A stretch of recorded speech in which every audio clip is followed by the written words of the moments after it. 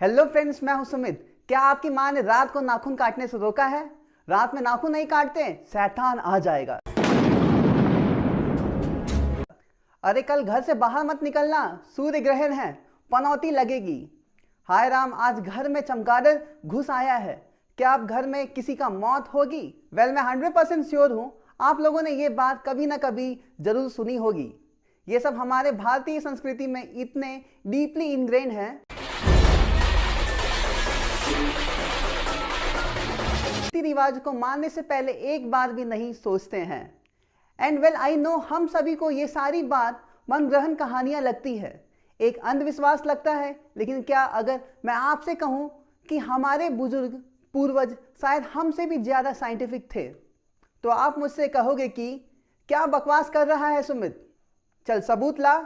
Well सबूत भाइयों मैं अपने साथ लाया हूं, क्योंकि जो बात आपको बताई गई है वो एक्चुअली में अंधविश्वासी लॉजिक से बताई गई है, और आज मैं इसके पीछे का साइंटिफिक एक्सप्लेनेशन डिटेल में प्रेजेंट करने वाला हूं। Without wasting any time, let's quickly get into today's video title real science behind the Indian superstition. Number 1, sleep in south direction. अच्छी नींद सोना है तो सो सिर्फ दक्षिण यानी साउथ दिशा में। आपने अक्सर ये बात सुनी होगी, और हमें अक्सर नॉर्थ की तरफ सोने से मना किया जाता है, और इसके पीछे एक्चुअली एक ठोस वजह भी है जो हमारे पूर्वज शायद हमसे बेहतर जानते थे। अब वो बात अलग है कि इसके आगे की पीढ़ियां इन साइंटिफिक रीजन को सुपरस्टिशन बना के प्रेजेंट करना शुरू कर दिया। वो सुपरस्टिशन, अंधविश्वास क्या है आपको पता है? क्या आप अगर नॉर्थ दिशा में मुंडी रखकर सोओगे तो एविल स्पिरिट यानी भूत प्रेत आत्मा आपको अपना शिकार बनाएगी। आपको रात में बुरे सपने आएंगे और आसपास भटकती बुरी आत्मा दिखाई देगी। और मैं क्या कहूँ, आज भी कई सारे लोग इन अंधविश्वास को मानते हैं, लेकिन जैसे मैंने कहा हमें इसे सुपरस्टिशियस एंगल से नहीं, साइंटिफिक एंगल से देखेंगे तो बात तो यह है कि नॉर्थ डायरेक्शन में सोने पर हमें अर्थ की मैग्नेटिक फील्ड का सामना करना पड़ता है। स्कूल कॉलेज में हमें सिखाया जाता है कि अर्थ की मैग्नेटिक फील्ड नॉर्थ और साउथ पोल में कॉन्सेंट्रेट है। इनफैक्ट हमारे एंसेस्टर को यह तक पता था कि हमारी खुद की भी एक मैग्नेटिक फील्ड भी होती है। यूजुअली हमारे हेड नॉर्थ और पैर साउथ डायरेक्शन माना जाता है, और पूर्वजों को ये भी पता था कि इंडिया नॉर्थ हेमिस्फीयर में आता है। As you all know, opposite pole attract each other and same pole repel each other, और इसीलिए हमारे पूर्वज साउथ डायरेक्शन में सर रखकर सोते थे, जिससे उन्हें चैन की नींद आती थी। क्योंकि जब हम नॉर्थ दिशा में अपना सर रखकर सोते हैं तो मैग्नेटिक फील्ड हमारे सर पर प्रेशर डालती है, और इससे हमारा ब्लड प्रेशर या नर्वस सिस्टम में प्रॉब्लम आ सकता है।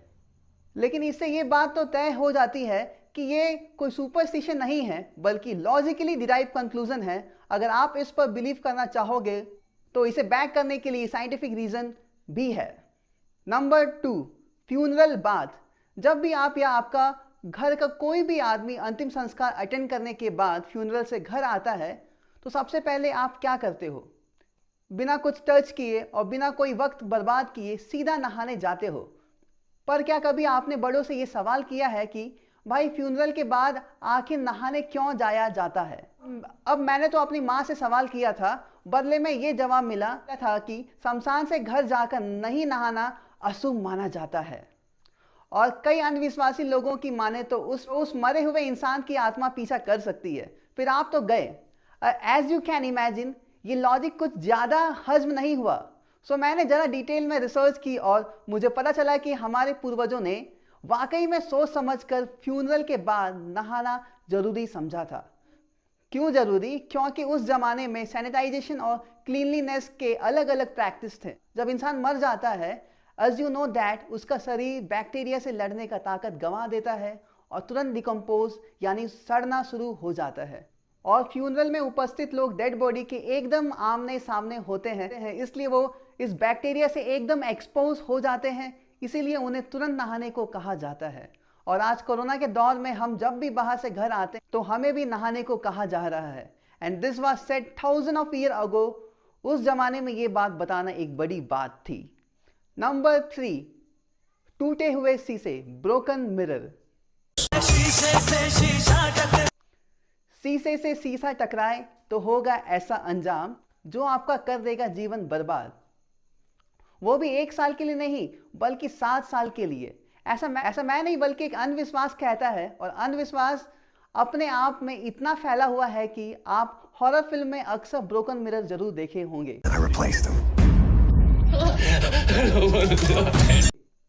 कैसे एक शीशे के टूटने से बैड लक बाजुओं को फैलाकर इंसान के आसपास आता रहता है। अरे आप ये बात पे बिलीव नहीं करोगे कि हमारे पूर्वजों ने ये बात सिर्फ हमें डराने के लिए नहीं कही थी, बल्कि इसके पीछे कुछ रियल रीजन भी हैं। तो माजरा ये है फ्रेंड्स, उस जमाने में मिरर एक एक्सपेंसिव और नाजुक सी चीज मानी जाती थी, जो थोड़ी सी लापरवाही की वजह से आसानी से टूट जाती, और सदियों पहले मिरर को बनाने का प्रोसेस क्रिटिकल प्रोसेस होता था। इसमें बहुत ही मेहनत और काम शामिल होता था। तो लोगों को उस मिरर की अहमियत बताने के लिए और उन्हें उनकी लापरवाही या नेग्लिजेंट हैंडलिंग पर रोक लगाने के लिए पूर्वजों ने अपेरेंटली जानबूझकर अफवाह फैलाई कि शीशे के टूट जाने से 7 साल तक बैड लक होगा। और आप सोच रहे होंगे कि 7 साल ही क्यों?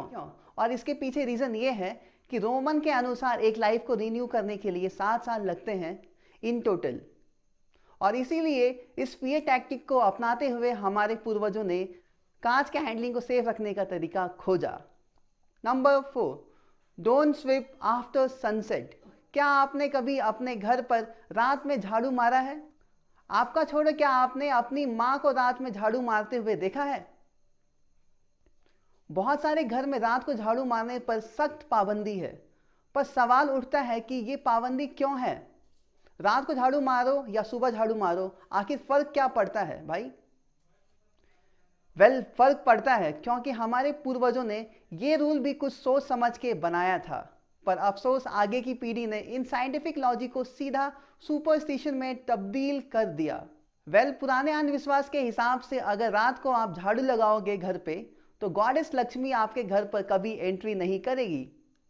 That's not even remotely close to truth my friend.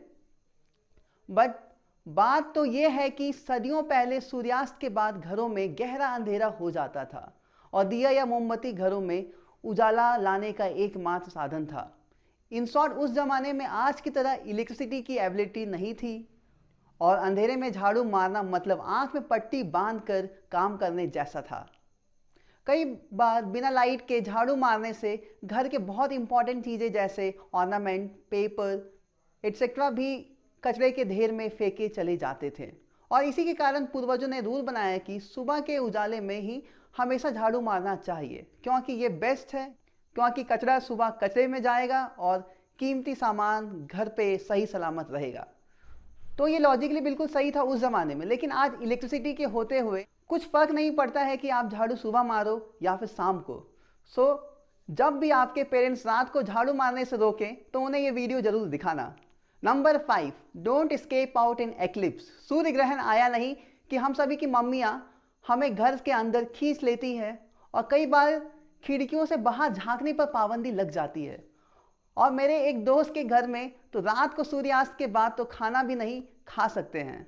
अब मैं सोचने लगा कि ये सूर्य ग्रहण का रोग है कि अन्य ग्रहण का रोग है, और घर के बड़े बुजुर्ग भी यही जवाब देते हैं, ग्रहण में बाहर जाना या खिड़की से बाहर देखना अलाउड नहीं है, अशुभ माना जाता है। इंडियन माइथोलॉजी में ऐसा माना जाता है कि सूर्य को उस दिन एक डिमॉन यानी कि राक्षस खा जाता है, और उस दिन जो भी घर से बाहर निकले वो एक राक्षस या बुरी चीजों का शिकार बन जाएगा बहुत आसानी से। कम ऑन मेरे साइंस लवर दोस्तों, आपको ये बात लॉजिकल लगता है? हमारे पूर्वजों ने ग्रहण के दिन बाहर जाने पर रोक इसलिए नहीं लगाया क्योंकि एक राक्षस खा जाएगा, इसलिए लगाया क्योंकि उन्हें यह पता था कि सन अल्ट्रावायलेट रे छोड़ता है, जिससे इंसान के रेटिना डैमेज हो सकती है और यहाँ तक स्किन बर्न भी हो सकता है। रेटिना डैमेज से इंसान अंधा हो सकता है, और प्रेग्नेंट लेडी घर में उस वक्त हो तो उन्हें उस वक्त किचन में काम भी नहीं करने दिया जाता है, सिर्फ एक कोने में बैठाया जाता है, क्योंकि अल्ट्रावायलेट रेडिएशन उस वक्त पीक पर होता है और वह बहुत ही हार्मफुल होता है बच्चों के लिए। ग्रहण के दिन बाहर नहीं जाने का रीजन सन रेज से बचाने के लिए था, एंड नॉट बिकॉज कोई राक्षस आपको खा जाएगा। Number 6, bat entering in a home.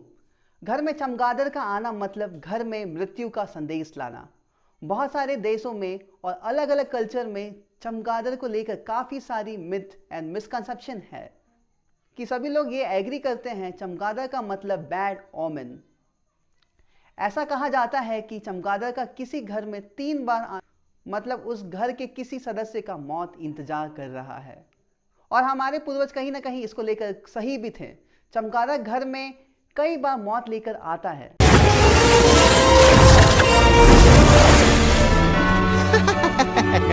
और उसका असली रीजन ये है कि उस जमाने में मेडिकल डेवलपमेंट को लेकर इतनी तरक्की नहीं हुआ था। As we all know that bat transmit deadly diseases.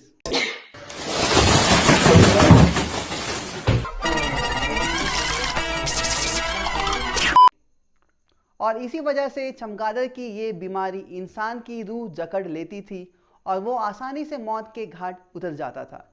In fact rabies, Nipah, Hendra, Marburg और ईबोला जैसे डेडली वायरस ने लिटरली 80% से 90% इन्फेक्टेड इंसानों को मौत के घाट उतारा है और बहुत सारे ग्लोबल पैंडेमिक कॉज किए हैं throughout history. So friend, ये थे हमारे 6 scientific reason behind the superstition. अगर आप इन सुपरस्टिशन पर बिलीव करते हैं for the wrong reason, so अभी भी टाइम है, सुधर जाओ। हर किसी चीज के पीछे परफेक्टली एक्सप्लेनेबल लॉजिकल रीजन को ढूंढना है। अगर आपको ये वीडियो पसंद आया तो एक लाइक जरूर करना और मेरे चैनल अमेजिंग फैक्ट को सब्सक्राइब कीजिए और दबाइए नीचे दिया हुआ बेल आइकन ताकि आगे आने वाली कोई भी वीडियो को मिस ना कर सके। See you friends in the another weekend till that stay curious, stay healthy.